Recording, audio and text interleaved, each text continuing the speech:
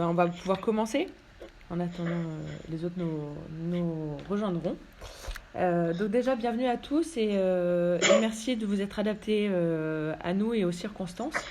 Donc voilà pour cette première table virtuelle autour de l'EPM et des priorités des directions financières en 2021.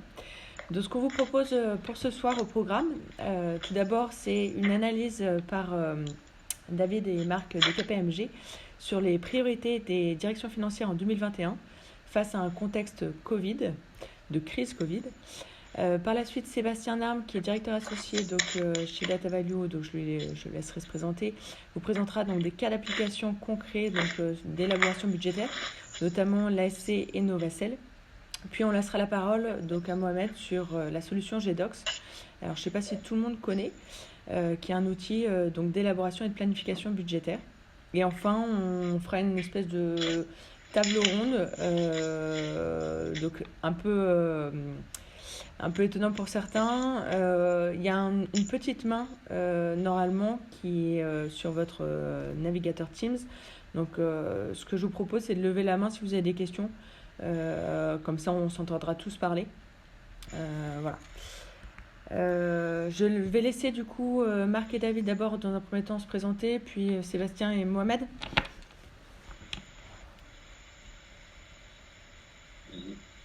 Merci Marie. Bonjour, alors moi je suis Marc Champeau, je travaille chez KPMG, donc j'ai une expérience d'un peu plus de 15 ans partagée presque pour moitié entre une direction financière plutôt controlling et du conseil en direction financière. Donc je suis maintenant chez KPMG mais dans la partie conseil et puis essentiellement sur des problématiques de pilotage de la performance. Et donc de façon très concrète, en fait j'accompagne les directions financières et surtout la partie contrôle de gestion sur beaucoup de sujets, alors les principaux étant tout ce qui est mis en place de tableaux de bord, choix de KPI, et on est beaucoup aussi maintenant sur des problématiques de budget, de projection, de modélisation, et puis plus récemment des interrogations un peu sur le prédictif.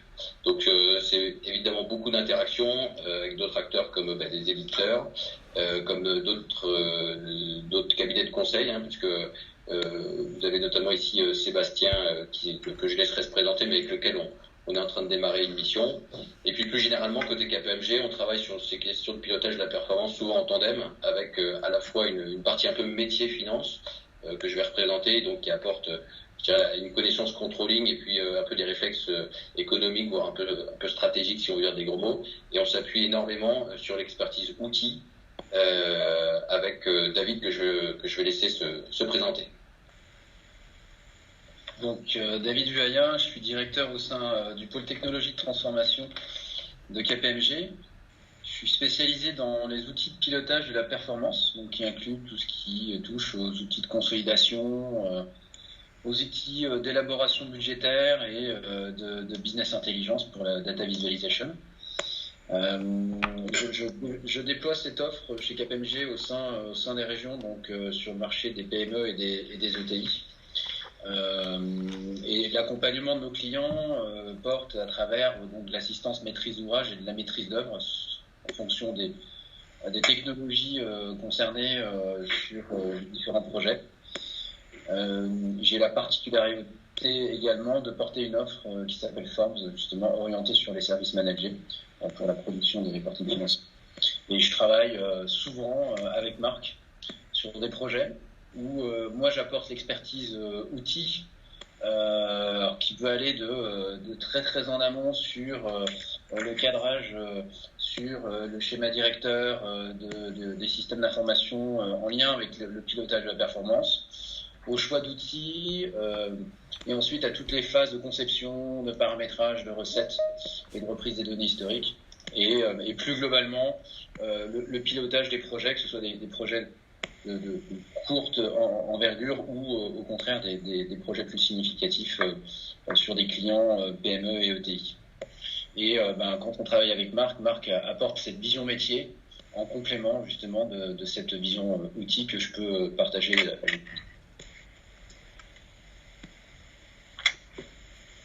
On va laisser la parole à Sébastien et Mohamed. Bonsoir à tous, Sébastien Larme, je suis associé cofondateur de Data Value Et ça fait une vingtaine d'années que je travaille, un peu plus même maintenant, on vieillit tous, sur le monde du contrôle de gestion et des solutions de pilotage de la performance.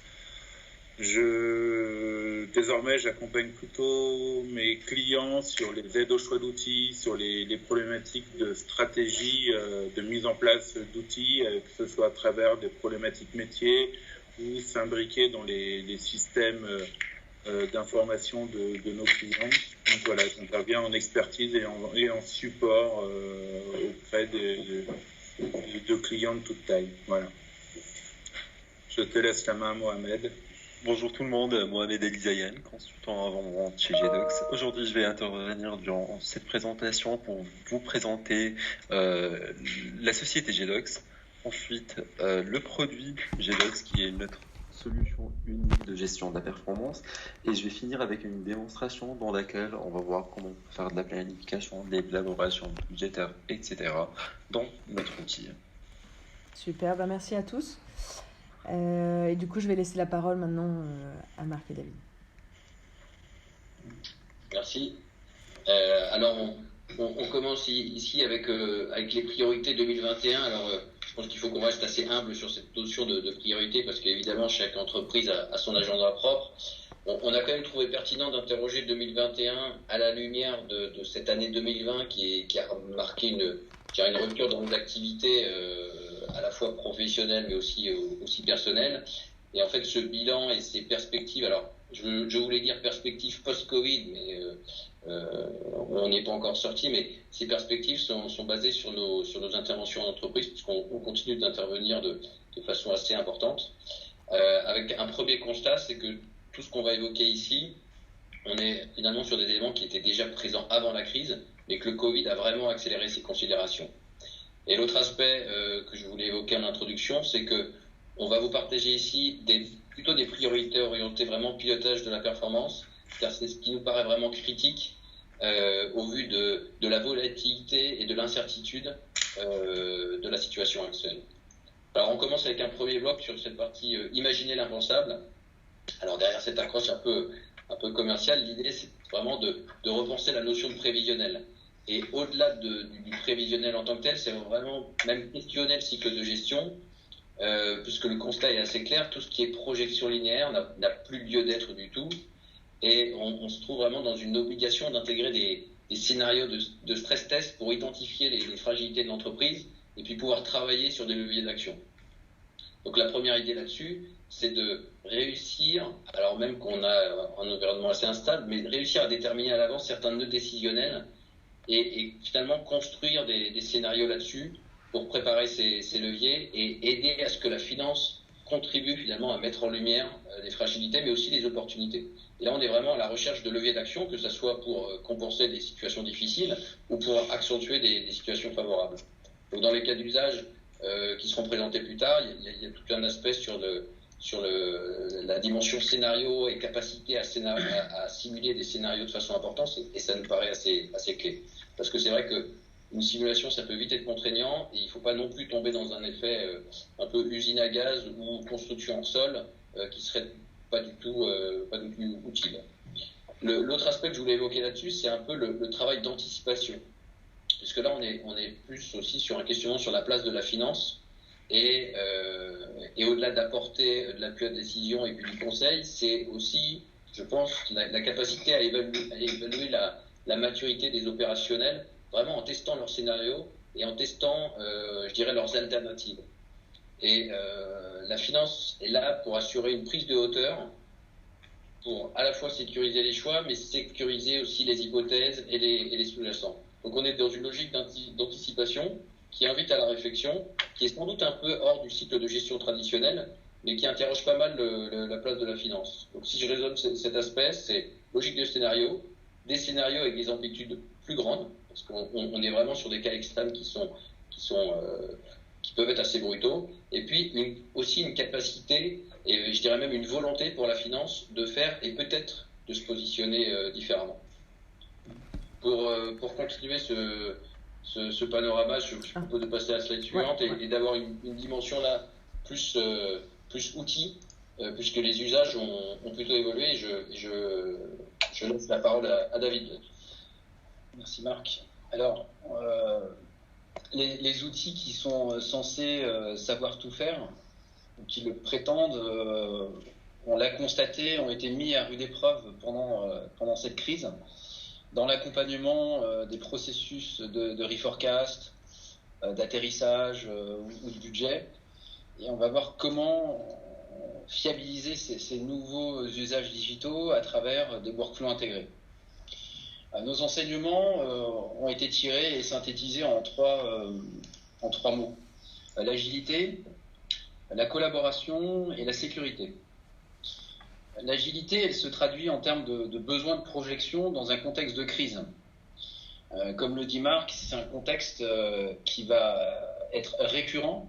C'est un contexte dont on va mal mesurer les impacts parce que répété et totalement imprévisible et surtout basé sur des événements très forts en termes d'évolution sociétale et économique. Je prends pour exemple le changement climatique, la transition énergétique et agricole, la guerre économique qui va être induite à chaque fois lors de ces crises, un cadre réglementaire et fiscal qui va encore plus évoluer et qui va être encore plus instable. Donc, en fait, on se rend compte que dans ce cadre, dans ce contexte de crise, il est impératif et vital de pouvoir revoir régulièrement son référentiel analytique qu'on va utiliser pour les projections, mais également toutes les données qu'on va mettre dedans. Donc ça repose sur plusieurs idées.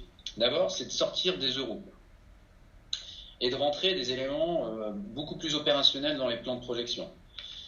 Ça veut dire que je vais aussi avoir des leviers opérationnels sous la main et que je vais pouvoir réfléchir avec mes métiers sur leurs unités opérationnelles et la traduction en chiffres. Alors c'est mon métier, côté finance. Mais j'ai besoin pour ça d'embarquer un maximum de KPI opérationnels dans ce plan de projection. On a l'exemple d'un client qui a mis récemment un outil plutôt dit agile et qui s'est dit, moi j'ai pas de problème, je vais intégrer encore plus de variables on va dire supplémentaires sur mes KPI opérationnels et je vais modéliser directement les fondements de notre groupe. Donc ça veut dire que je suis capable d'avoir une vision sur les niveaux de production, sur les FTI, sur les délais de paiement et encore d'autres exemples. Et la projection en euros ou en devises, ça va être la résultante de mon modèle. Et les leviers sur lesquels je vais surtout avoir, on va dire, de l'impact, c'est surtout mon degré d'activité que je vais être capable de projeter. Autre élément, le timing, qui devient une variable en soi. C'est-à-dire qu'on a le plus souvent une vision du temps en colonne qui respecte les mois, les trimestres. Mais en fait, on se rend compte que cette variable, on a besoin de l'élargir, de l'étirer, comme tu disais tout à l'heure, Marc, en faisant des projections à plus long terme, voire se projeter au contraire sur une vision à plus court terme. Et ça veut dire être capable de dire que maintenant, en plein milieu d'exercice, je vais devoir passer un reforecast hebdomadaire, voire journalier. Pour certaines industries, on prend l'exemple.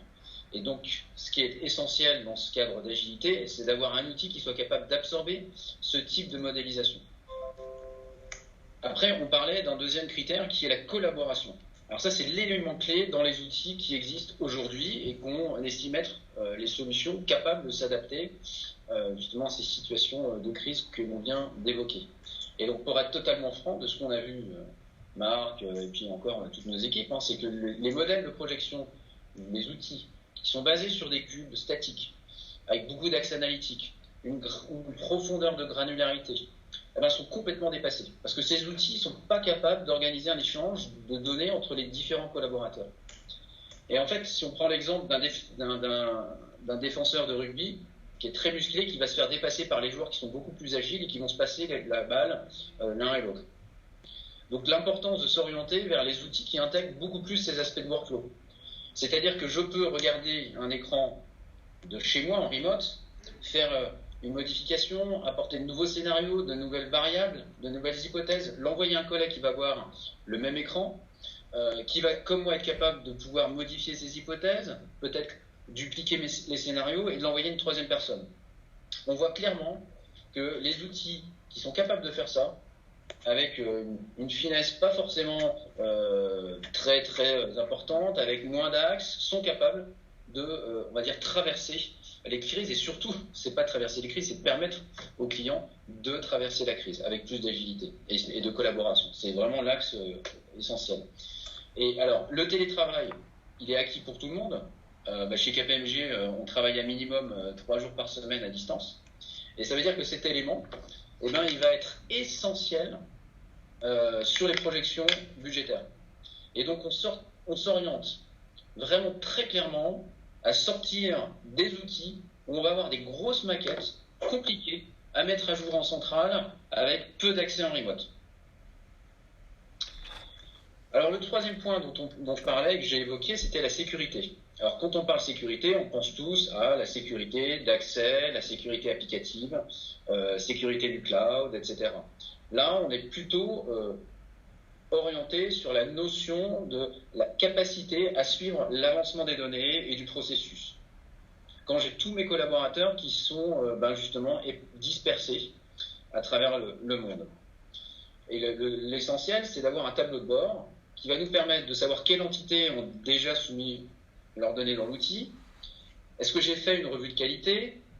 Est-ce que j'ai pu dialoguer dans l'outil avec les différents métiers, les différentes BU directions, la direction financière en centrale, pour dire que justement notre workflow se passe comme prévu et que j'arrive surtout à sécuriser la qualité de la donnée et des travaux. Et le point, c'est en remote, essentiel. Donc récemment, on a assisté à un client qui avait le choix entre un outil justement avec une puissance de calcul très forte, avec la capacité d'absorber une granularité très fine, beaucoup d'axes, versus un outil qui était un peu moins performant en termes de calcul, et ça reste souvent très, on va dire, c'est très limité, c'est très sensible, mais avec un workflow intégré, dynamique, ergonomique. Et l'enjeu du client, c'était pour lui que le détail, c'est important comme tout client, on veut comprendre ce qui se passe. Mais il a eu la lucidité de se dire par rapport à son organisation que son challenge, en pré-crise ou en période de crise comme nous le vivons, c'est de faire que toute l'entreprise, elle puisse participer au processus budgétaire. Donc, ils ont du coup opté pour cette solution workflow-based, avec une certaine flexibilité sur les axes dimensionnels, et ils nous ont confirmé récemment que même en période de crise, ils ont réussi, grâce justement à la participation de l'ensemble des acteurs au processus, d'accord, à dérouler, à sortir un budget, à le reforecaster. Et surtout dans un groupe sur une activité liée à l'énergie avec des problématiques CAPEX très très fortes. Donc, ça nous fait conclure sur le fait que, au-delà des aspects outils, on constate un véritable besoin de la fonction finance de se retrouver, de se refocaliser sur les éléments organisationnels et de voir finalement quels sont les points sur lesquels on doit reconcentrer et apporter surtout le focus et l'analyse. Voilà. Pour conclure et passer la main à Marc sur le sujet. Merci. Et alors on termine ce tour d'horizon, en tout cas ces perspectives 2021 avec quelque chose qu'on a quand même intitulé Préserver l'avenir, pour avoir finalement le petit coin de ciel bleu, comme je l'ai entendu chez mon client précédent, en mettant en exergue quatre grands thèmes. D'abord une partie cash, parce que finalement le cash c'est critique, à la fois sur l'aspect financement et court terme. Il y a pu avoir des crises aiguës durant le confinement, et je dirais que tout n'est pas résolu, surtout dans certains secteurs. Mais je ne vais pas en dire beaucoup plus non plus, car ça pourrait être un thème à part entière, avec vraiment des sujets à tiroir. L'aspect maîtriser les coûts, là on est typiquement dans un sujet assez classique, mais que le Covid a complètement exacerbé. Et toujours pour citer des clients, moi j'entends des gens qui me disent on peigne les dépenses, dans une logique de défense. Avec vraiment cet esprit de le Covid a changé les pratiques, le changement des pratiques, ça questionne les usages et ça nécessite de revoir l'utilisation des moyens. Et on est presque dans une logique de budget base zéro. Alors c'est plus trop à la mode, mais je trouve que la mécanique intellectuelle est pas inintéressante parce que finalement, on questionne le bien fondé de l'allocation des ressources et on se dit, avec tel montant ou avec tel actif, qu'est-ce que j'engage et qu'est-ce que j'attends. Et c'est une logique, si on la pousse au maximum, c'est presque une réflexion du monde de la banque. J'ai un actif et quel résultat en face. Et c'est une logique finalement assez saine de remettre sur le tapis beaucoup de choses, de re-questionner. Après tout, il y a des choses qui se sont arrêtées. Est-ce qu'il faut les redémarrer? Le troisième point qu'on évoque ici, c'est anticiper les décisions. Alors, moi je l'ai pas mal évoqué au début. David a apporté ce volet outils et cet éclairage un peu de besoin de réactivité. Et c'est vrai que pour moi, c'est à la fois une question d'état d'esprit, mais aussi une question d'outils. Donc on peut travailler l'anticipation sur un coin de table avec peu de moyens, mais on peut aussi vraiment réfléchir à ce qui est pour avoir de nouvelles capacités, pour être beaucoup plus réactif. Donc pour moi, il y a un peu cette idée de nouveaux outils, être moins précis, être moins granulaire, mais être aussi peut-être plus collaboratif et plus rapide. Et puis aussi ces nouveaux outils qui vont donner, je dirais, des fonctions complémentaires à la finance. Et là, je questionne un peu le prédictif. Alors c'est un joli concept, mais c'est vrai que ça interpelle beaucoup avec rapidement un effet boîte noire. Mais malgré tout, je pense que c'est à garder en tête. Parce que avec une bonne démarche bien cadrée et un travail assez honnête, on peut vraiment identifier des périmètres avec des choses assez volatiles mais assez pertinentes à suivre, du coup avec ces nouveaux modèles. Et je termine parce qu'il est grand temps de laisser la place au cas d'usage et surtout à la démonstration sur l'aspect sécuriser les équipes. Et là-dedans, en fait, je voudrais parler des femmes et des hommes parce qu'évidemment, on parle outils, on parle process, on parle bonnes pratiques. Mais ce qui est indispensable, c'est d'avoir des équipes qui soient mobilisées, qui puissent être disponibles et qui puissent travailler dans des bonnes conditions. Et bonnes conditions, pour l'entreprise, je dirais, c'est être capable d'apporter aussi les bons outils. Et c'est ce qu'évoquait David juste avant. Donc on a terminé maintenant ce tour d'horizon 2021. Je vous propose maintenant de laisser la main à Sébastien pour avoir quelques cas d'usage sur justement ces aspects mise en place d'outils. Merci. Sur cette partie cas d'usage, en fait, on a retenu deux clients qui ont choisi GDocs pour donc les grands critères qui sont affichés, c'est-à-dire deux clients dont un travaille dans le service, l'autre dans l'industrie, donc des profils différents, un qui a choisi un outil on-premises, l'autre en cloud.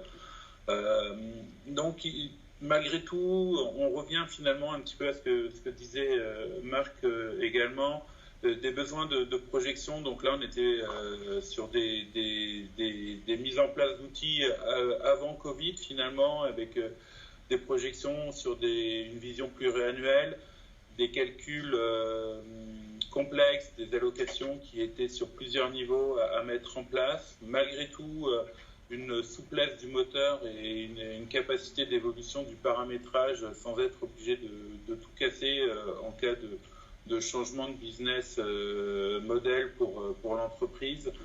On retrouve malgré tout dans les volontés du contrôle de gestion, qui est quand même maintenant une nouveauté, je dirais, par rapport à ce qu'on pouvait avoir comme expérience utilisateur dans des anciennes technologies du monde EPM, donc vraiment une possibilité de personnaliser les masques, de pouvoir naviguer de manière, d'avoir une ergonomie dans la navigation qui soit forte, et également de pouvoir malgré tout ne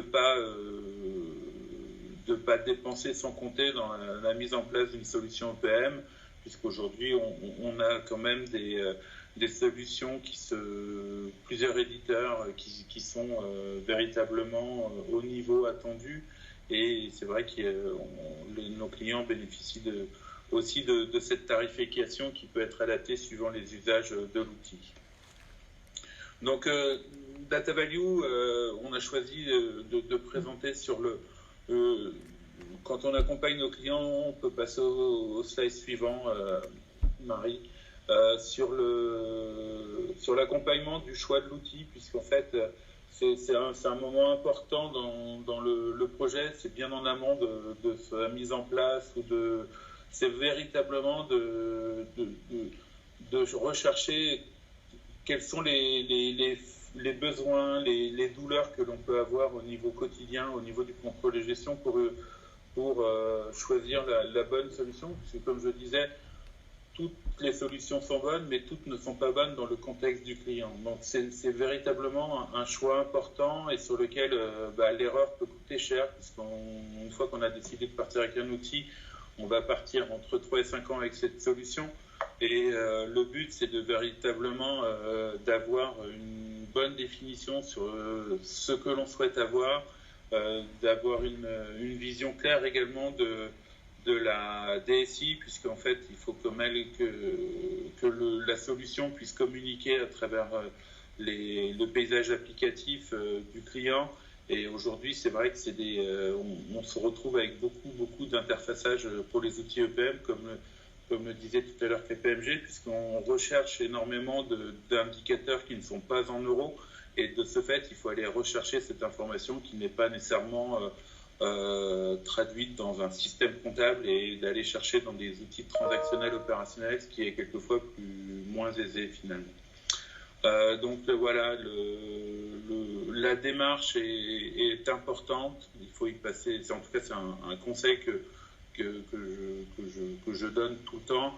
Il vaut mieux prendre son temps pour le choix, parce que sinon derrière on a vraiment on peut le payer cher. Et en période de Covid, des solutions qui répondaient pas aux besoins d'aujourd'hui mettent en difficulté nos clients quand on les revoit actuellement. Donc je vais vous parler de l'ASC et de Novacell. L'ASC, c'est le service civique, est sous la tutelle du ministère de l'Éducation. Et en fait, l'ASC a un budget de fonctionnement de 5 millions d'euros pour 500 millions d'euros pour financer les contrats jeunes. À travers l'ASC, nous les avons accompagnés sur le recueil et le cadrage de leurs besoins, pour choisir la meilleure solution adaptée à leur contexte. Et ils ont choisi GDocs en mode cloud. Et comme nous étions en capacité de les accompagner sur la mise en place de la solution, nous les avons accompagnés, puisqu'en fait on était sur un projet malgré tout vraiment à taille humaine.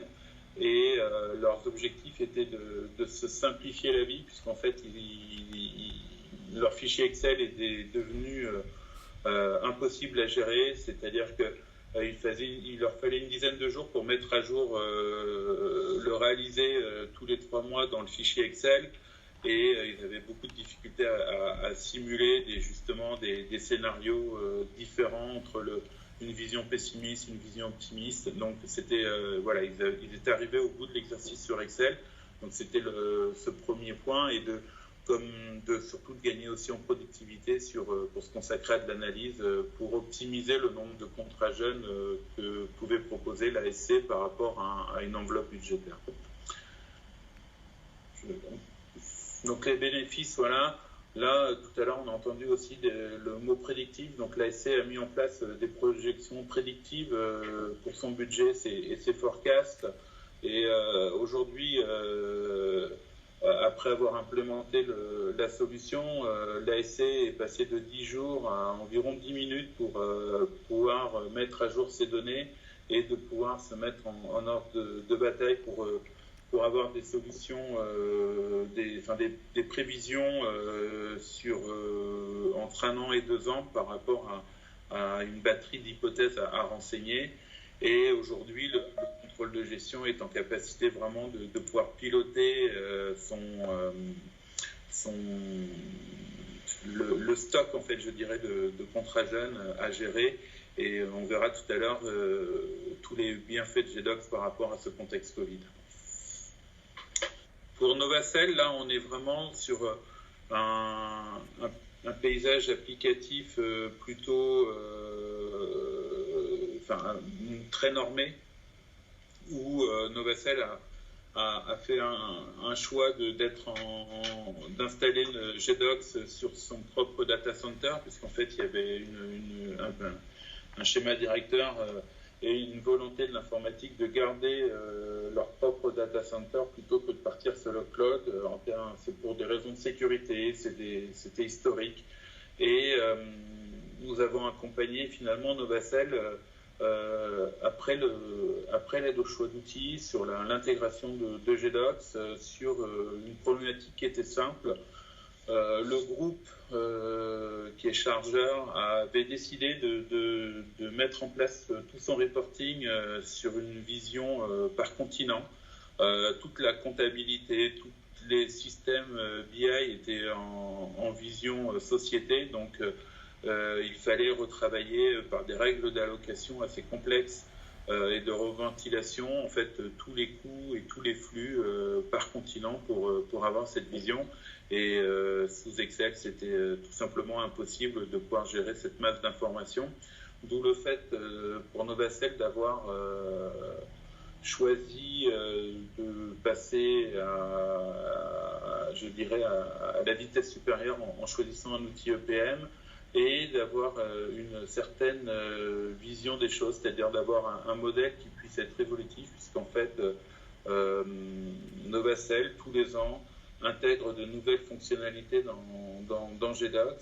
C'est simplement pour des problèmes budgétaires, bien sûr, mais aussi par une volonté de ne pas tout mettre d'un coup pour justement garder cette souplesse avec la solution, puisqu'elle le permet de pouvoir s'adapter aux besoins tous les ans en faisant évoluer le modèle. Donc les bénéfices sur Novacell, c'est qu'on a une implémentation rapide et agile.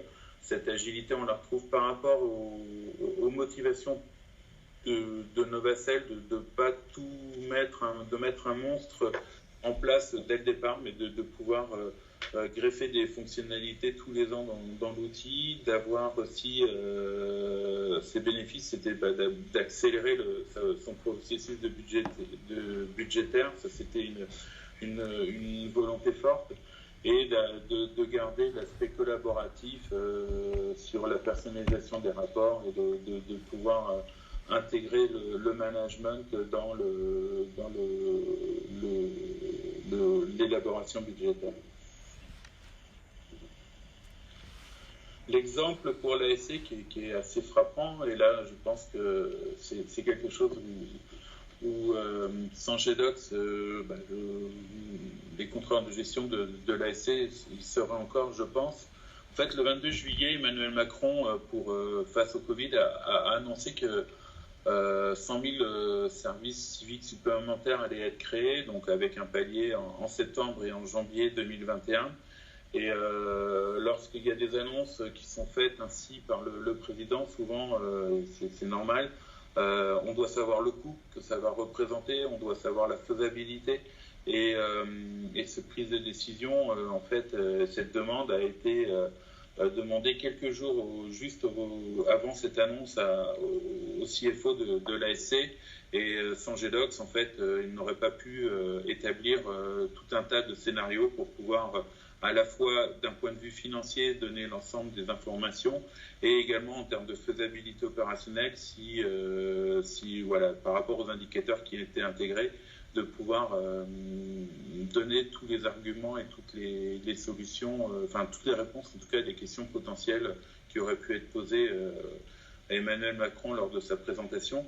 Donc aujourd'hui, les délais sont vraiment très très courts pour effectuer des simulations, où le résultat est à l'euro près par rapport à ce besoin, puisqu'en fait la SCA a une enveloppe prédéfinie, elle ne peut pas dépasser cette enveloppe, mais malgré tout, ça lui permet de vraiment gérer ses projections au plus près. Donc c'est vraiment un cas concret Covid et sur l'agilité de la mise en place d'une solution. Merci beaucoup Sébastien, et du coup on va laisser la parole à Mohamed.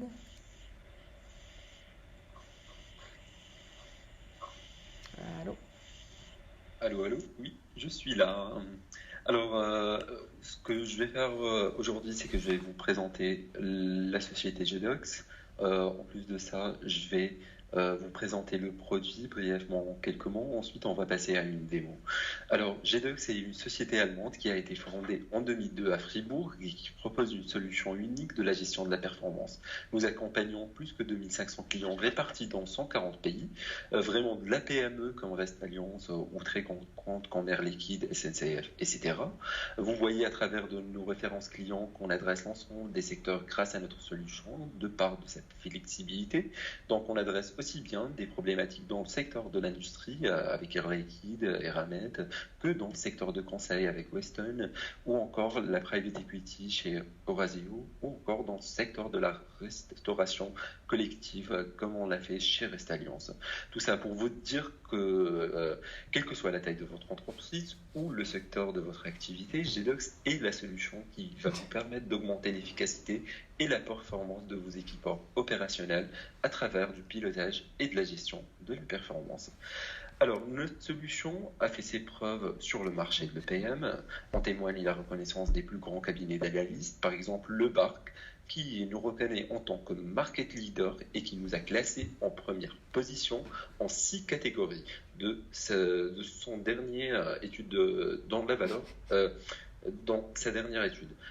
Dans la valeur ajoutée pour le métier, qui est vraiment une catégorie très importante pour nous, et qui nous a classé aussi premier dans la catégorie la durée d'implémentation de projet. Ce que signifie qu'en termes d'implémentation, GDocs sera probablement la solution la moins chère et la plus facile, la plus rapide à déployer dans votre entreprise. On est reconnu par la référence à la matière, je parle du Gartner, qui nous positionne depuis 2016 dans le fameux Magic Quadrant et qui nous reconnaît dans le top 5 des solutions EPM pour les PME ETI. À souligner aussi qu'on est le partenaire Gold de Microsoft et que réellement Microsoft n'est pas seulement un partenaire, mais aussi un client de GDocs et utilise GDocs pour faire l'élaboration budgétaire de son chiffre d'affaires qui dépasse les 140 milliards d'euros. Et Microsoft a manifesté son intérêt à notre solution à travers la fourniture de notre infrastructure cloud. Cela dit, aujourd'hui, si vous prenez une souscription cloud chez GDocs, vos données seront hébergées dans les meilleurs data centers Microsoft Azure. Notre partenariat avec Microsoft ne s'est pas arrêté là et on a développé avec eux des connecteurs natifs vers leur outil, les outils Microsoft, tels qu'un connecteur natif vers leur fameux outil de DataVis Power BI. Et on est fiers aujourd'hui de dire que GDocs est la seule solution qui permet de faire de la planification et de la simulation budgétaire directement dans Power BI. Maintenant, on va s'intéresser, slide suivant s'il te plaît. Maintenant, on va s'intéresser à la couverture fonctionnelle et à la proposition de valeur qu'offre GDocs, notre solution. Alors, GDocs va vous permettre d'assurer pleinement vos activités de reporting, que ce soit pour le suivi de vos KPI, vos besoins de reporting institutionnel ou encore vos problématiques de consolidation statutaire ou de gestion. En complément, GDocs va vous permettre d'explorer et exploiter au mieux vos données par le biais d'analyse ad hoc, mais aussi grâce à notre moteur d'intelligence artificielle et d'analyse prédictive, mais aussi avec la possibilité d'effectuer très facilement des simulations avec des analyses what if et des analyses multiscénarios qui vous permettent d'adapter le meilleur scénario selon la situation de votre business. Et finalement, GDocs va vous permettre de fluidifier et industrialiser vos plans stratégiques d'élaboration budgétaire ou d'atterrissage qui sont habituellement réalisés sous Excel dans beaucoup d'entreprises. Alors, les capacités de notre solution vont vous permettre en général d'augmenter la performance de vos équipes opérationnelles et gagner du temps sur vos process budgétaires, vos productions de reporting, etc. Et c'est ce qui va permettre à vos équipes de se libérer de la manipulation des fichiers Excel compliqués avec les formules de recharge V, avec les TCD, etc. pour se concentrer sur les 3 tâches principales: l'analyse, la simulation et la prise de décision. Slide suivant. Alors, tout cela va être fait via plusieurs modules qu'offre GDocs. Tout d'abord, Jedox, on est parti d'Excel, d'une feuille de calcul Excel, et on a intégré dans Excel un plugin très puissant qui va permettre de connecter une feuille classique d'Excel à une base de données in-memory multidimensionnelle. Quand je dis in-memory, ça veut dire que vos données ils seront stockées en mémoire et vous allez avoir accès à ces données vraiment en temps réel. En plus de ça, Jedox vous propose un ETL intégré dans la solution qui va vous permettre de paramétrer des flux, soit en entrée, soit en sortie. Quand je dis en entrée, ça signifie que vous allez pouvoir vous connecter à n'importe quelle source de données. Tant que c'est en binaire, c'est pas sur du papier, vous allez pouvoir extraire ces données pour alimenter votre application Jedox. Et quand je dis en sortie, ça veut dire que vous allez pouvoir automatiser et planifier de tâches d'extraction de données afin des reporting, etc. En plus de ça, Jedox va vous permettre d'implémenter une certaine sécurité et du workflow sur vos processus métiers pour organiser et structurer vos différents processus et permettre aux différents utilisateurs de collaborer ensemble. Jedox a principalement 3 clients. Un client Excel avec lequel on a commencé, un client web qui sera accessible via n'importe quel navigateur web, tous les navigateurs sont supportés, et un client mobile. Et bien sûr, ça dépend de votre besoin et de l'utilité que vous voyez. Est-ce que vous voulez rester sur du Excel? Est-ce que vous voulez migrer vers le web? Et même si vous voulez utiliser Jedox sur vos appareils mobiles, on offre cette option. Alors maintenant, ce que je vais faire, c'est que je vais prendre la main pour présenter mon écran. C'est bon?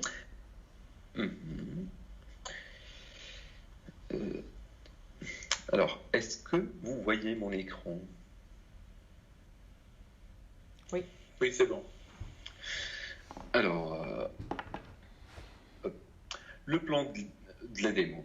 En première partie, on va commencer par la modélisation d'une base de données multidimensionnelle à partir d'un fichier Excel, à partir d'une extraction ERP dans un fichier Excel, et on va faire la modélisation dans Excel. Ensuite, on va faire de l'élaboration budgétaire et on va créer des rapports dans Excel.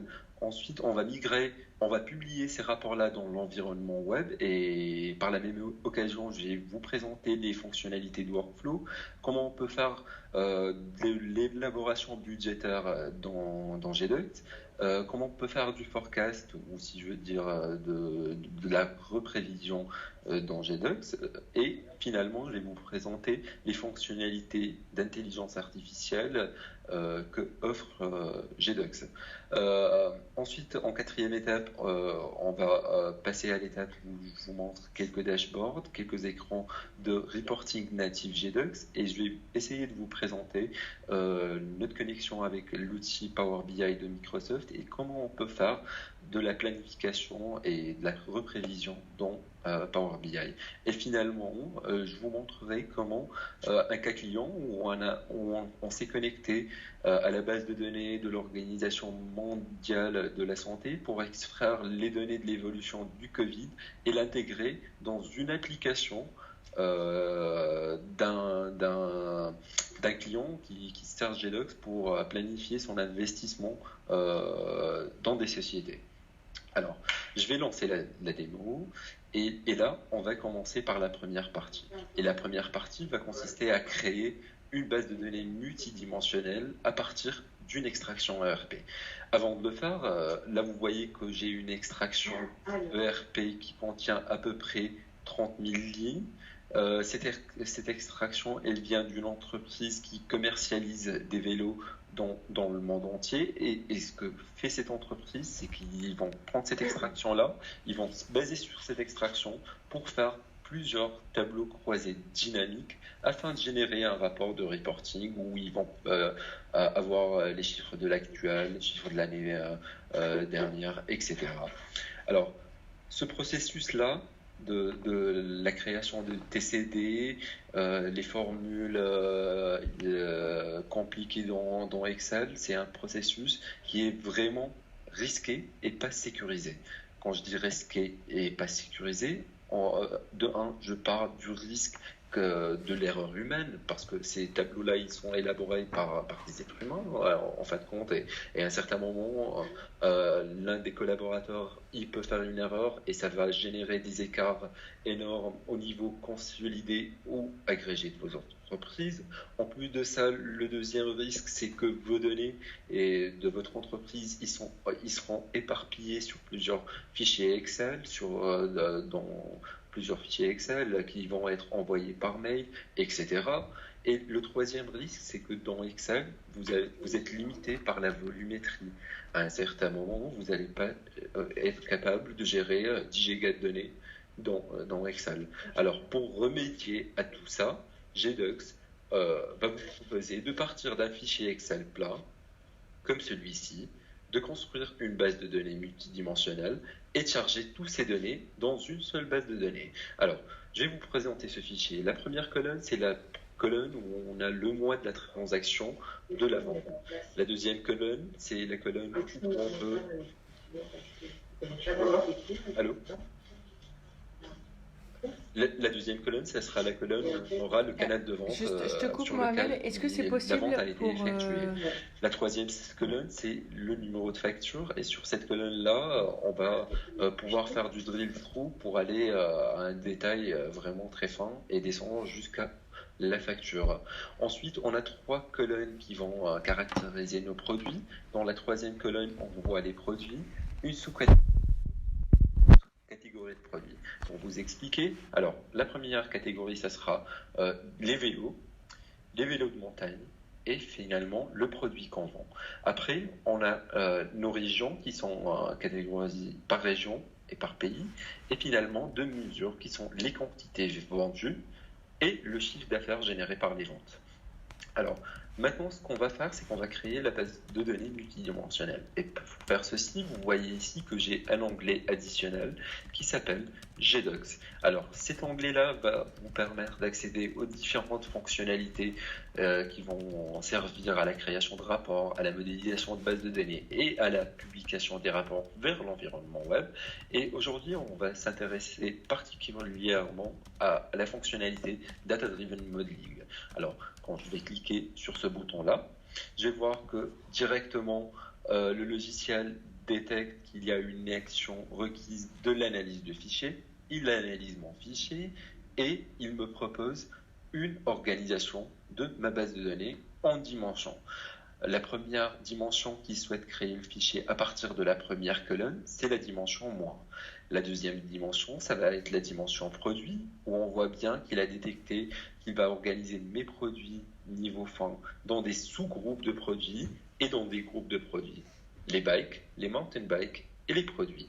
Vous voyez bien qu'ici, si jamais je ne suis pas d'accord avec cette organisation, j'ai la possibilité de la modifier, bien sûr, sans faire de code, mais seulement via du drag and drop. Par exemple, si j'estime que le niveau fin est le sous-groupe produit et pas les produits, je peux enlever les produits et le placer, hop, petit espace, et placer vers le haut.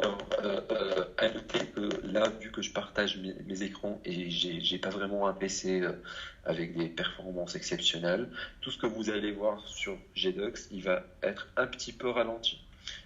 Alors, maintenant, si je veux replacer les produits en niveau le plus fin, je peux le faire directement via du drag and drop. Ensuite, on voit bien qu'il a détecté qu'il va créer une dimension produit, une dimension et il va les classer par produit et par région. Et mes deux mesures qui sont les ventes, le chiffre d'affaires et les quantités vendues. Ensuite, le logiciel, il va me proposer de créer une dimension version. Sur cette dimension, il va créer une version actuelle et une version budget, et il va placer toutes mes données sur la version actuelle. En plus de ça, on voit qu'on a 2 colonnes qui ont été ignorées, le numéro de facture et le canal de vente, mais on se dit que nous, on va utiliser cette colonne-là pour faire du drill. Ensuite, pour avoir le détail transactionnel de la vente. Alors là, je vais cliquer sur créer et ce qu'il va faire maintenant le logiciel, c'est qu'il va interpréter ce fichier-là pour créer mon référentiel mes différentes dimensions, ainsi que charger tous mes données, les 30 000 lignes, dans ma base de données multidimensionnelle en mémoire. Et là, on va voir qu'en quelques secondes, il va le faire. Allez.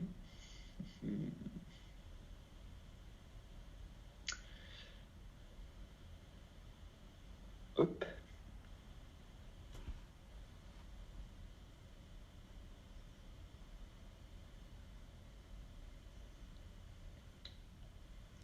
C'est sûrement l'effet démo.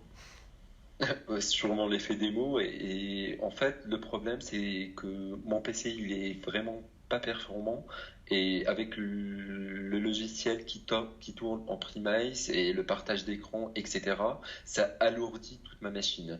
Là je vois que les 30 000 lignes ont été chargées en 41 secondes, mais pour vous donner un ordre d'idée de la réalité des choses, si on était sur un environnement cloud ou une machine plus performante, ce fichier-là, il est consommé environ entre 4 et 8 secondes.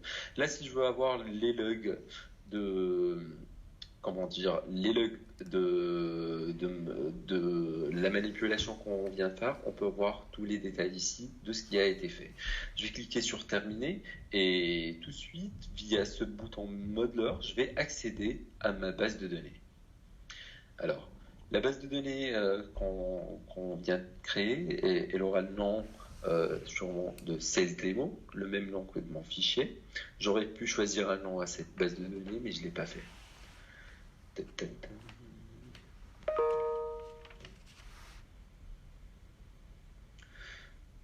Alors, là on voit que notre base de données 0016DB vient d'être créée et dans cette base de données on aura les dimensions qui ont été proposées par le logiciel ainsi que le cube de données qui vient d'être chargé. Alors, sur ces dimensions-là, si je veux rajouter, par exemple, une nouvelle mesure autre que les quantités et les ventes, par exemple, si je veux saisir des commentaires, des chaînes de caractères, ben, ce que je peux faire, c'est venir ici et taper Command et indiquer au logiciel que cet indicateur, il ne va pas porter des données numériques, mais plutôt des données alphanumériques. Je clique sur String, OK, et c'est fait, je viens de rajouter une nouvelle mesure. Par exemple, ici, sur la dimension version, il nous a créé une variance où il va agréger l'actuel et le budget, il va soustraire le budget de l'actuel. Supposons que je vais travailler sur le forecast, il est simple de rajouter une version, ben, j'appuie sur Entrée, Forecast 9 par exemple, et Entrée, et mon élément vient d'être ajouté. Là, en quelques étapes, je viens de vous montrer comment on peut partir d'un fichier plat, d'une extraction ERP, pour finir à une base de données multidimensionnelle avec des dimensions, des cubes, sans faire aucune ligne de code et seulement utiliser des interfaces que GDocs a mis en prédisposition pour aider ses utilisateurs à faire la modélisation. Maintenant, on va passer à la deuxième étape où on va faire du reporting sur l'actuel 2019. Mohamed, je te coupe 5 minutes. Est-ce que tu pourrais finir en 10 minutes, s'il te plaît, pour qu'on puisse avoir du temps pour les questions-réponses? Ça marche. Je vais aller vraiment plus vite. Là, je vais accélérer. OK. Alors, maintenant, je vais passer à la partie reporting. Alors, ce que je vais faire, c'est que je vais créer un nouveau rapport et directement dans ce nouveau fichier Excel, ce que je vais faire, c'est que je vais créer un onglet pour l'actuel 2019 et je vais réaliser un rapport pour récupérer mes chiffres. Alors, l'onglet GDocs, nouvelle vue, et je vais récupérer mes données directement de la base de données. Alors là, je vais faire l'analyse des ventes de mes produits que je vais afficher en ligne par rapport à la version actuelle. Je sélectionne la version actuelle. Je vais essayer de sélectionner un élément. Je veux les données actuelles, ou plutôt les versions, on va les mettre en point de vue, et je vais analyser sur les années. Et je vais choisir l'année 2019. Alors, on monte, et hop, l'année 2019. Et j'appuie sur coller. Et directement, en quelques instants, je vais voir qu'un rapport, il va être construit dans mon Excel. Alors, ce rapport, il est complètement dynamique. À gauche, je vois l'élément le plus agrégé qui est All Product ou tous les produits. Si je clique dessus, je peux naviguer dans mon hiérarchie produit. Ensuite, si je veux naviguer sur les années, je peux le faire aussi. Là, on est sur la mesure quantité, mais si je veux avoir le chiffre d'affaires des ventes, je peux le faire aussi. Et je vois directement que mes chiffres, ils vont s'actualiser directement. Là, ensuite, si je veux faire un focus sur une région particulière ou un pays particulier, je peux le faire. Et par exemple, si je veux avoir les chiffres de la France, il suffit que je sélectionne la France et directement, je vois que mes données, ils ont été rafraîchis aussi. Là, on voit que les données, ils sont agrégées du niveau le plus fin au niveau le plus agrégé sur la dimension produit, la dimension moins. Maintenant, ce que je vais faire, encore l'effet démo. Maintenant, ce que je vais essayer de faire, je vais essayer de faire de l'élaboration budgétaire pour mon année 2020. Alors, je vais copier. Hop, ça répond plus. C'est tout Excel qui s'est planté. À la limite, est-ce que Mohamed, tu peux passer directement à la partie web? Comme ça, après, on peut passer aux questions, si ça plante. Effectivement. Super. Là, vous voyez que mon PC, il me jette des tours. Là, on passe directement à la partie web. Et ici, en fait, on va vous présenter une application pré-packagée, qui est notre application standard de démo.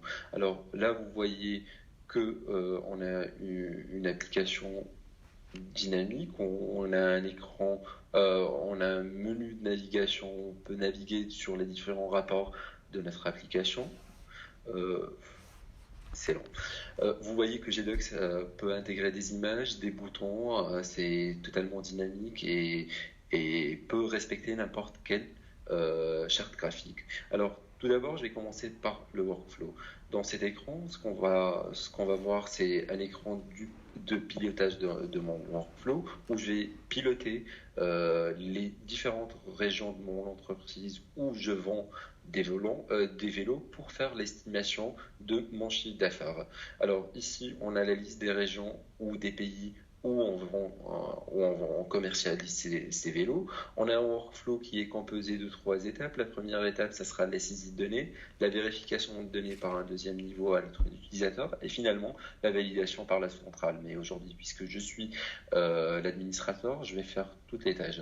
Alors là, on voit que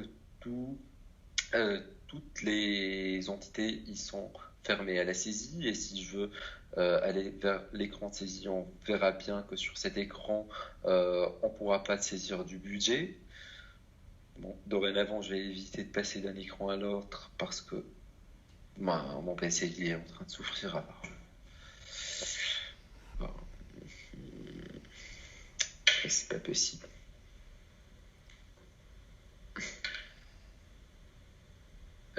Je m'excuse vraiment pour cet inconvénient.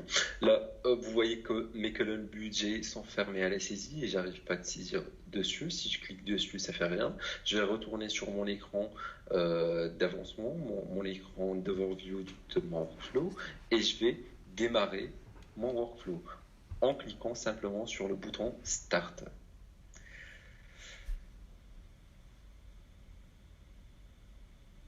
Et vous allez voir dans quelques instants que tous les statuts de mes entités ils vont passer du statut fermé rouge à un statut orangé qui va ouvrir la saisie de mon budget 2020 sur le 4e trimestre.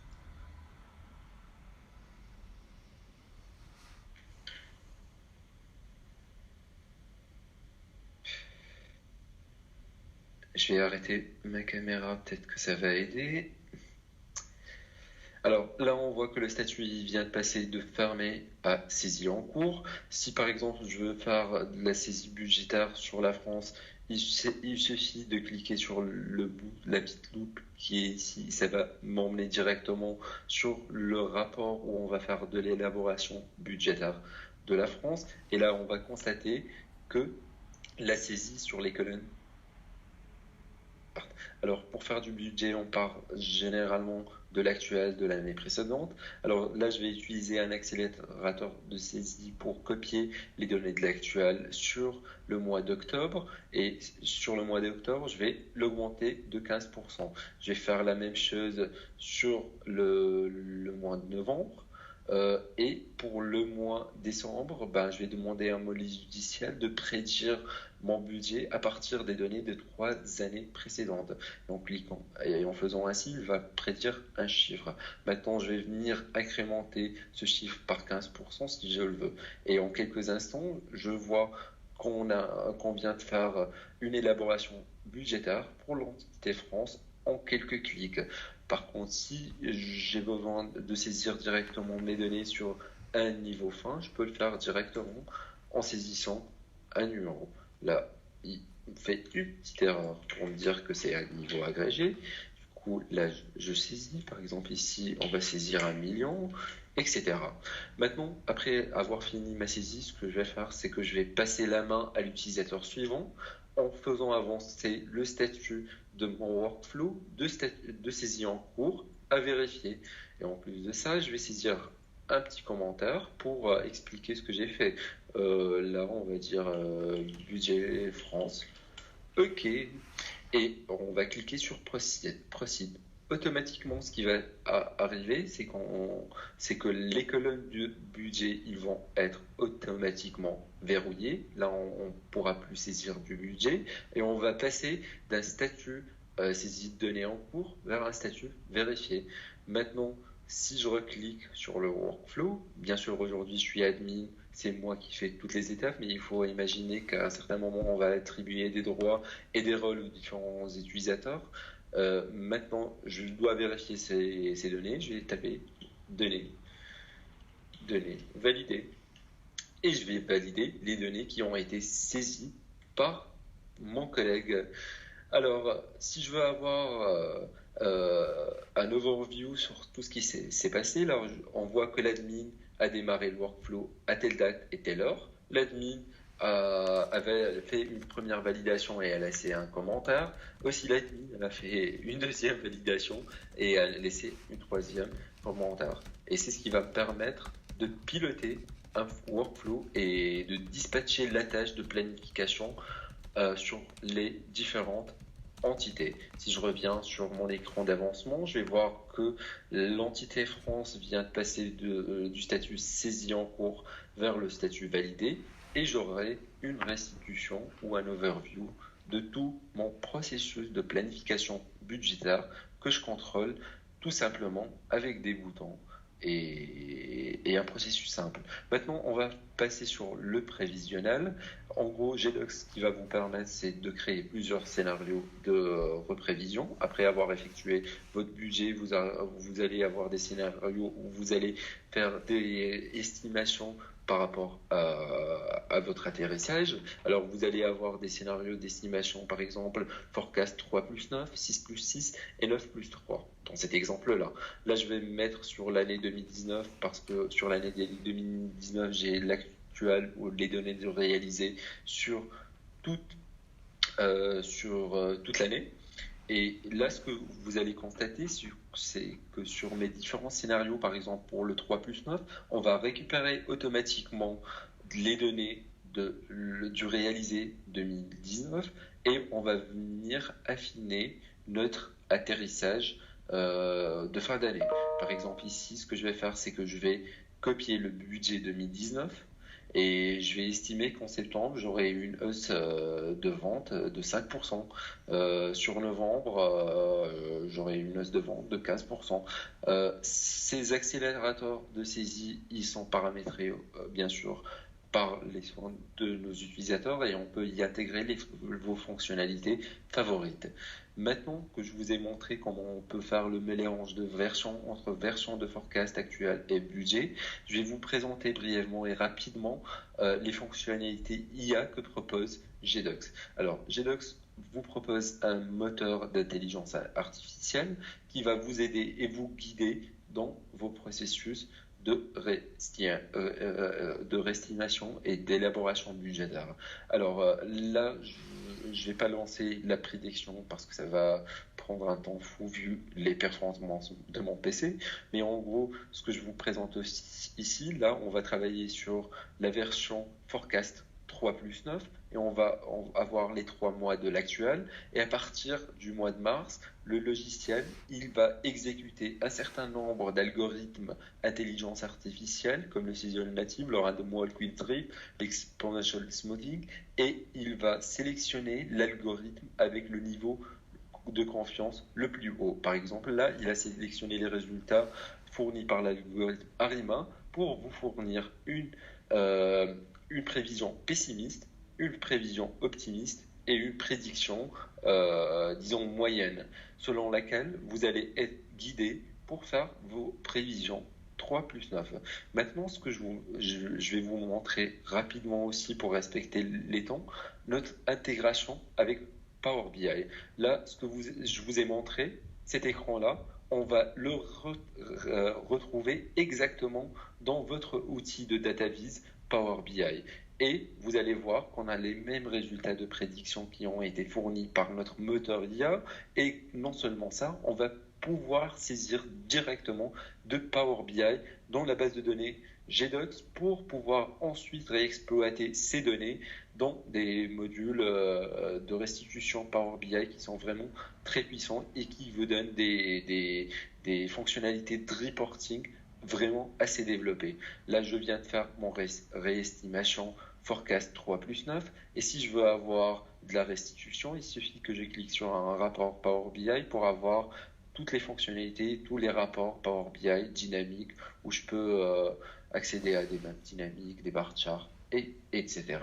Maintenant, ce que je vais vous montrer, c'est un cas client. En fait, c'est pas un cas client, mais plutôt un POC qu'on a préparé avec l'un de nos partenaires dans le cadre de cette crise Covid pour montrer comment il est facile d'intégrer des indicateurs et des KPI de signaux faibles qui peuvent affecter votre business tel que le Covid et tel que le Covid. Là, je vais partir sur mon environnement GDocs, je vais accéder à mon modèle. Hop. Alors, ce POC-là, il a été réalisé pour un client qui travaille dans la private equity, l'investissement privé. Je vous le présente brièvement. Alors là, ils vont faire un reporting trimestriel où chaque trimestre, à travers un workflow, ils vont venir saisir des données. Les données, ce sont des données numériques et des données alphanumériques, bien sûr. Là, vous voyez, on voit la liste des entreprises où ce client il a investi. On a des informations par rapport à l'activité de l'entreprise. Ils vont saisir, une petite description par rapport à son activité. Et pour chaque trimestre, ils vont saisir des données descriptives de l'activité et de la création de valeur de cette entreprise-là dans laquelle ils ont investi. Ensuite, ils vont saisir leurs chiffres qui sont des indicateurs relatifs à l'investissement privé et ils vont venir augmenter ces chiffres par des descriptions textuelles. Par exemple, là, ils ont dit Good Performance Q1 2020, etc. Ils peuvent aussi pouvoir comparer par rapport aux previous forecasts. Là, vous voyez qu'on a des écrans vraiment dynamiques dans GDocs. Alors, ce prospect-là, d'habitude, il utilisait des feuilles Excel dans tous les sens pour pouvoir faire ceci, mais maintenant il a tout son process dans un seul écran avec du workflow pour organiser son travail. Après, il passe dans une période, dans un process de valuation de process où il sélectionne la méthode de valuation et il saisit le pourcentage de l'ownership pour déduire la fair value et la value qui n'a pas été réalisée sur cet investissement-là. Maintenant, ils ont passé sur du reporting. Là, je vous montre le reporting natif de GDocs et qu'est-ce que GDocs est capable de faire par rapport pour adresser la problématique de reporting. Alors, GDocs peut vous fournir des tableaux de synthèse comme celui-là, des bar charts, des payes, des waterfalls, etc. Mais comme dans Power BI, GDocs fournit des chartes graphiques dynamiques. Par exemple, ici, on a un breakdown de la fair value, de l'investissement de cette entreprise dans les différentes régions. Et on voit que l'Europe, il prend 44% de son investissement. Si par exemple, je veux faire un focus sur l'Europe, directement du graphe, je peux faire un drill down sur la région Europe et je vois directement et naturellement que le drill down est effectué. Et ici, on voit les différentes entreprises où on a fait de l'investissement. Et ici, ce graphe-là, qui est un deuxième graphe, il est relié à celui-là et il nous montre l'évolution de mon investissement par une entreprise. Si je veux faire un focus sur une entreprise particulière, par exemple Retail Group, je peux la sélectionner dans mon graphe. Si je veux sélectionner 2, je peux le faire aussi. Maintenant, on va passer sur la simulation Covid. Alors, c'est vraiment simple. Et l'idée, c'est qu'ils ont calculé leur fair value et ils vont appliquer une coefficient min et une coefficient max pour avoir une fair value minimale en cas de catastrophe, une fair value maximale en cas, disons, optimiste et une average fair value, une fair value moyenne. Et en gros, ce que nous disait notre prospect, mais nous, pour faire cette estimation-là, pour saisir ces coefficients, en fait, on a besoin des données Covid. On veut les avoir dans notre application. Alors, ce qu'on a fait, c'est qu'on s'est connecté à la base de données de l'Organisation mondiale qui offre ces données en open source et on a récupéré avec notre intégrateur, avec notre ETL intégré, ces données pour les intégrer dans cette base de données. Et là, vous voyez par exemple sur les sociétés où ils investissent, ils ont les pays où ils investissent et pour chaque pays, ils ont les chiffres qui sont mis automatiquement à jour chaque journée, en fait, de façon automatique et transparente. Par exemple, là, supposons qu'ils sont en train d'investir sur la France et ils se disent on veut voir comment ça se passe sur la France. Ils n'ont pas besoin d'aller ouvrir Google, d'aller chercher loin parce que l'information est là. L'information, elle est récupérée directement dans GDocs et ils peuvent y accéder directement pour avoir les chiffres comme le nombre total des cas confirmés, le nombre total des cas décédés malheureusement, le nombre total des cas qui ont repris après le Covid et les personnes qui sont toujours malades. Et là, ce qui est intéressant, c'est qu'ils ont une courbe qui représente l'évolution du Covid. Du coup, ils vont avoir une idée, est-ce que le Covid, il va continuer à grimper ou il va descendre bientôt. Et c'est de cette façon qu'ils vont pouvoir faire des estimations en se basant sur des données réelles, en se basant sur des signaux faibles. Alors, cette intégration, c'est une intégration simple, mais on peut aller beaucoup plus loin pour faire des règles de calcul assez compliquées et intégrer de l'IA pour impacter les données du Covid sur des données financières. Alors, je vais mettre fin à la démo. Je m'excuse encore une autre fois pour les performances de mon PC qui ont ralenti cette démo. Et je vous propose maintenant de passer à la partie questions-réponses. N'hésitez pas d'ailleurs si vous avez d'autres questions aussi sur les parties de Marc, David et Sébastien.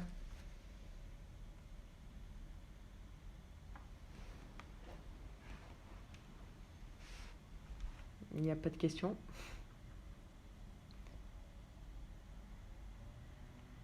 Si on pouvait vous poser peut-être une question par rapport à comment vous avez géré la crise du Covid. Est-ce qu'il y en a qui veulent répondre à cette question? Quelles étaient vos problématiques?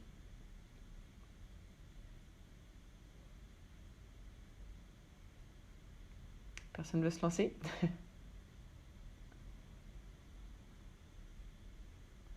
Peut-être que Marc, David ou Sébastien, vous pouvez peut-être conclure par rapport à la démo qu'on vient de voir.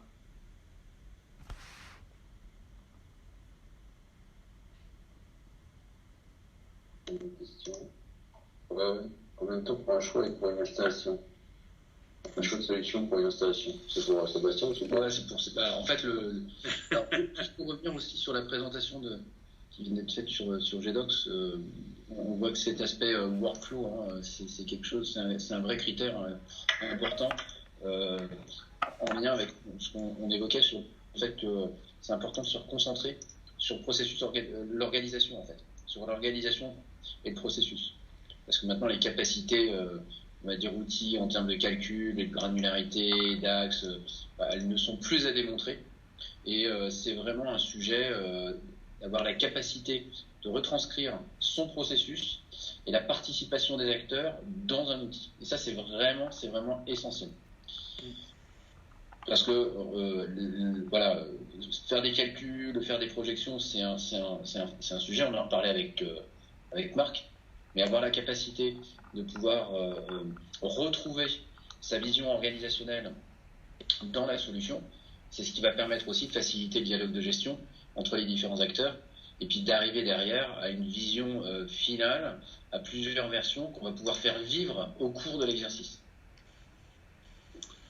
Également, pour répondre à la question, en fait, sur l'aide au choix d'outils, suivant je dirais, en fait, le nombre d'éditeurs que vous voulez benchmarker à travers une contextualisation, c'est souvent une étude qui se fait entre, je dirais, 1 mois et 2 mois, suivant également la taille du projet, puisque c'est toujours pareil, tout dépend du nombre de processus que l'on veut définir dans la solution V0, je dirais, et après, tout dépend aussi de cette complexité que l'on veut avoir à travers le modèle. Mais c'est vrai qu'on a que ce soit chez KPMG, Data Value, puisque là on travaille sur, comme on disait tout à l'heure avec Marc, chez un client commun où j'ai participé à l'aide au choix d'outils. Marc travaillait pour un de ses services sur l'outil qui va être remplacé, et on se retrouve tous les deux désormais en MOA, expertise métier ou EPM pour ce client. Et l'aide au choix d'outils, il faut compter à peu près 2 mois pour avoir quelque chose de correct, puisqu'on a malgré tout une analyse de l'existant à mettre en place, et derrière de benchmarker les éditeurs par rapport à la contextualisation de vos besoins, puisque le sujet est véritablement là. Et après, sur la mise en place d'une solution, ça peut être en moins de 3 mois suivant le sujet, comme ça peut être au maximum, je dirais, entre 6 et 9 mois, puisque sinon on commence à avoir un besoin qui est presque obsolète si on met plus que 9 mois à mettre en place le premier pavé. Et il vaut mieux voir moins grand au démarrage, mais démarrer et de pouvoir implémenter des fonctionnalités au fil de l'eau par rapport à son besoin. Alors, j'appuie ce que tu dis, effectivement. Je pense que c'est important de lotir le projet. Effectivement, quand tu parlais de 3 mois, ça veut dire qu'on a fait un lotissement qui permet d'avoir une première vision de livrable rapidement, et ça évite l'effet tunnel. Donc ça permet tout de suite d'avoir un lot opérationnel, et puis surtout de rassurer, parce que souvent, si on se projette à 9 mois, 9 mois c'est long, et si on n'a pas de livrable intermédiaire ou de lot intermédiaire, ça fait se poser des questions inutiles aux sponsors, et puis voilà, c'est vraiment pour rassurer, donner de la visibilité et éviter l'effet tunnel. Je trouve de notre expérience qu'on peut avoir, que ce soit Sébastien, Data Value ou KPMG, c'est les bonnes pratiques. Effectivement, et je rajouterais en complément, peut-être en précision, Sébastien, je pense que tu partageras mon point de vue, c'est que sur le choix d'outils, je préciserai la chose suivante, c'est qu'effectivement, avec le recul, le processus en lui-même, à partir du moment où on envoie effectivement les cahiers des charges aux éditeurs, et qu'on arrive à peu près à un choix qui s'écoute 2 mois, je préciserai peut-être que derrière, il y a le temps nécessaire de la contractualité qu'il ne faut pas négliger, qui souvent, et Sébastien, tu le confirmeras aussi, peut prendre... Alors, il ne faut pas le sous-estimer, parce que ça peut prendre 1 mois comme ça peut prendre 2 mois.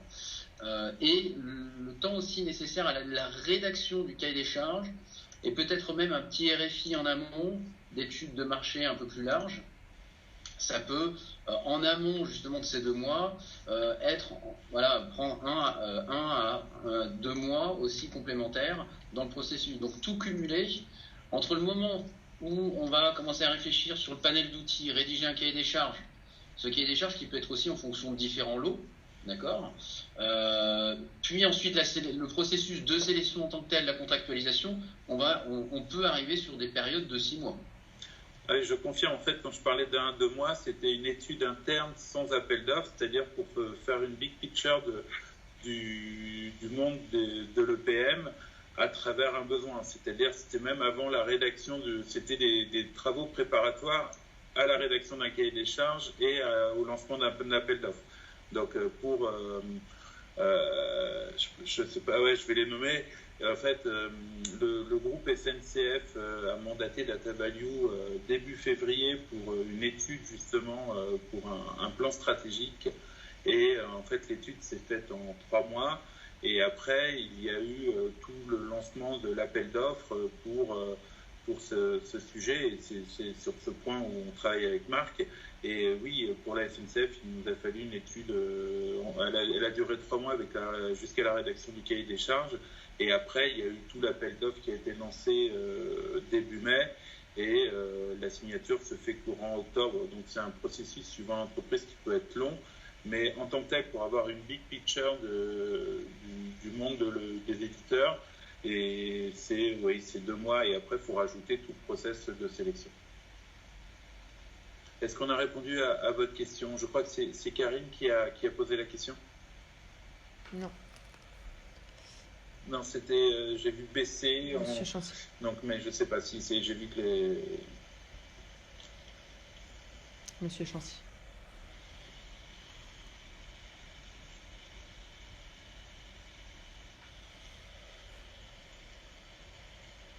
Ok.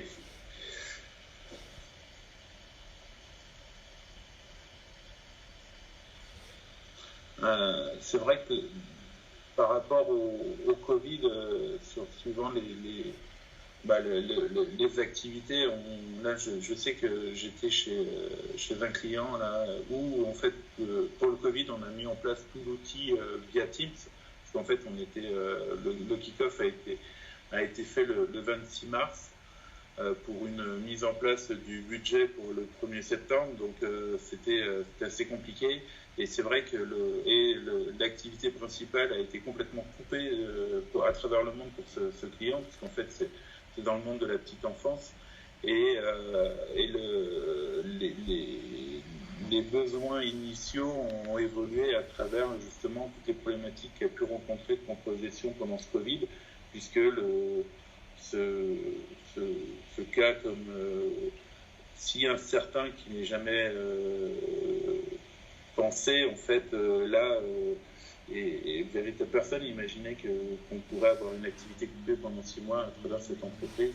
Et c'est vrai que ça change complètement, comme le disait Marc tout à l'heure, la vision des choses qu'on peut demander à un outil dans sa mise en place.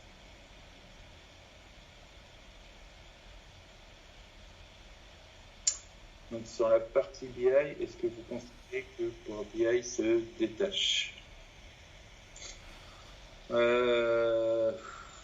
Alors, Power BI a le vent en poupe en ce moment, puisque c'est, je dirais, une solution d'un point de vue tarification est beaucoup plus agressif que ses concurrents directs qui peuvent être Qlik ou Tableau Software.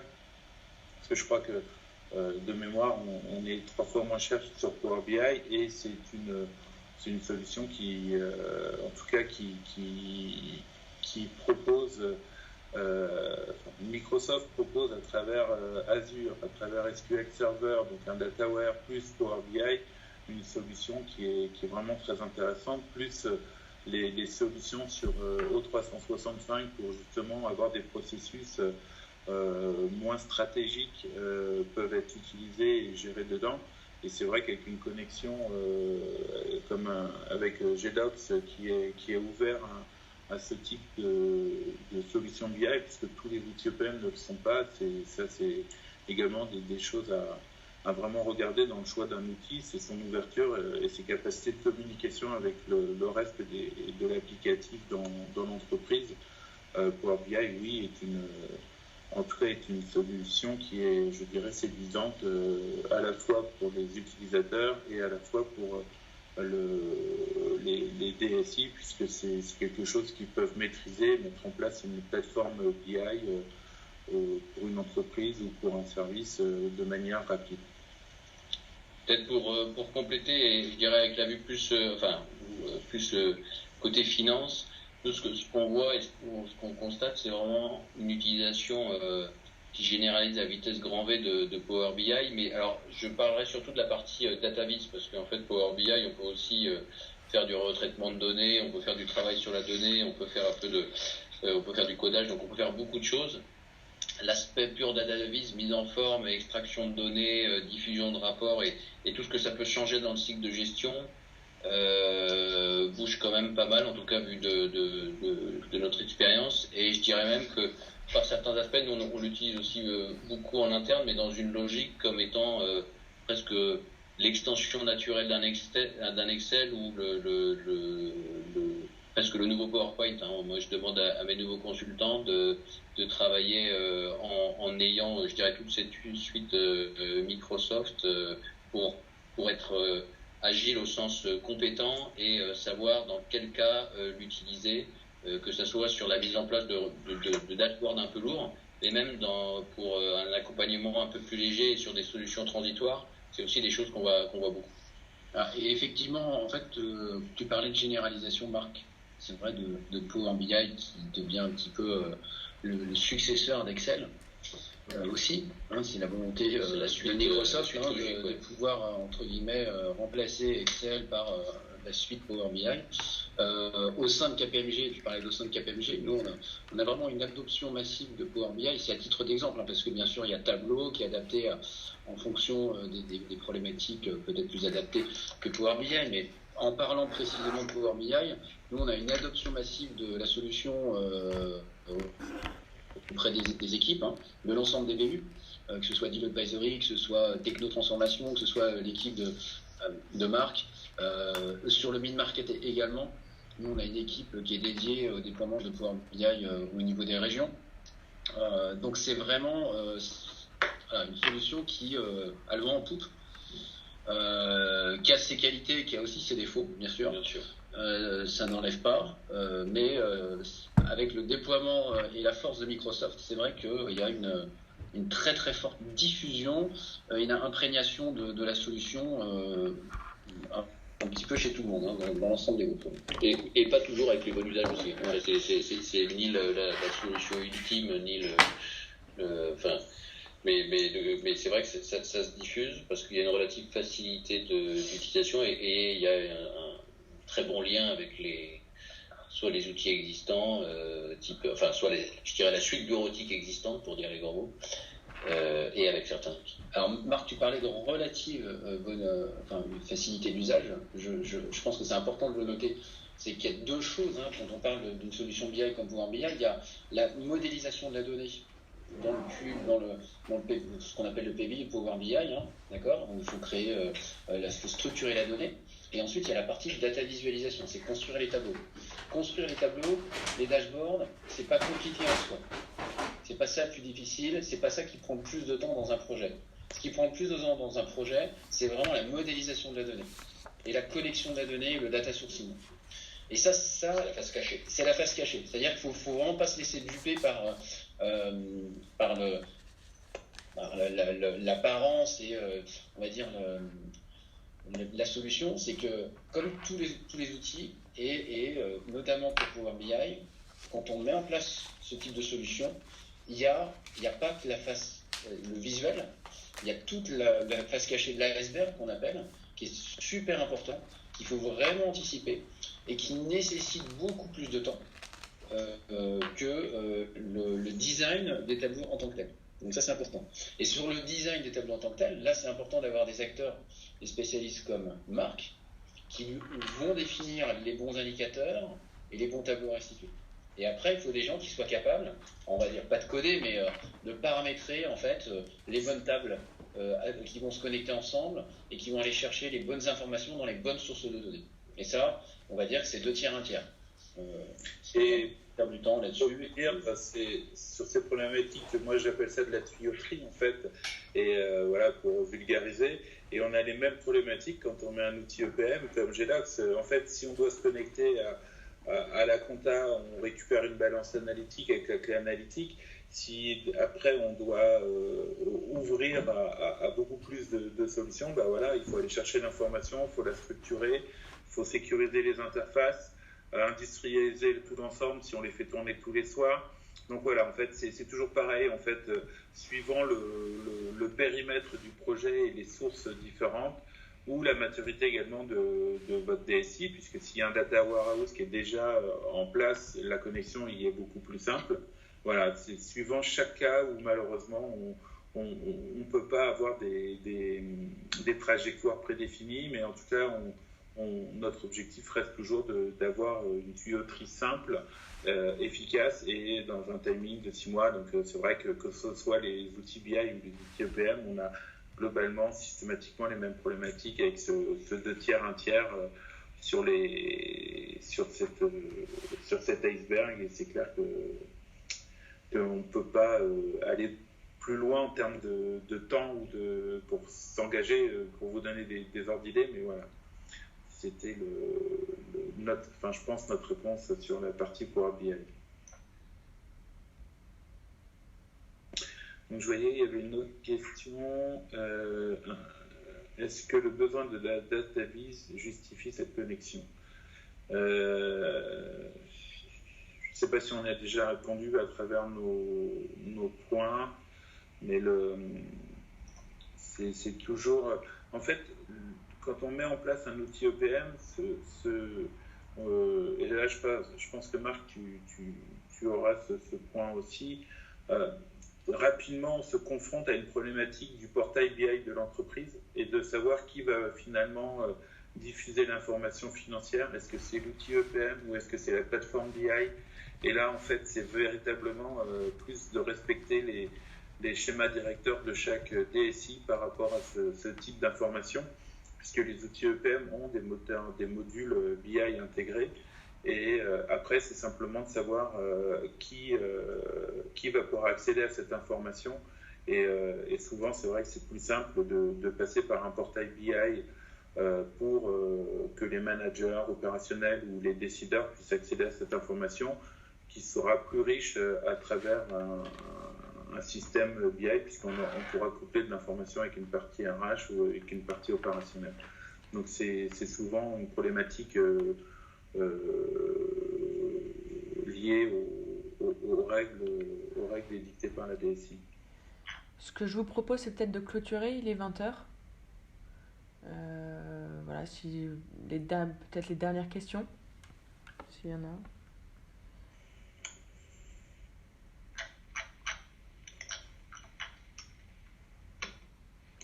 Il n'y a pas l'air d'avoir de questions. Non, pas de questions.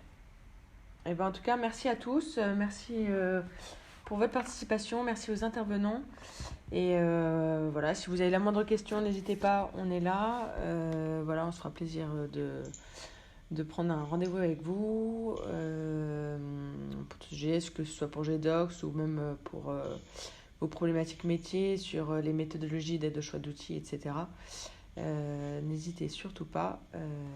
Voilà, je ne sais pas si vous voulez rajouter quelques mots, Marc, David, Sébastien. Non, je pense que le couvre-feu va nous appeler. Voilà. Mais, en tout cas, merci pour les échanges. Merci beaucoup, et voilà, c'est encore un plaisir de pouvoir co-animer ce webinaire avec GDocs, une solution aussi qu'on apprécie. Et que moi j'ai eu l'occasion aussi de voir avec des clients très satisfaits et de crash tester lors de choix d'outils qui font que ça reste une solution, on va dire, à privilégier dans un portefeuille IT aujourd'hui, que ce soit dans des grands groupes ou des groupes de taille moyenne. Super.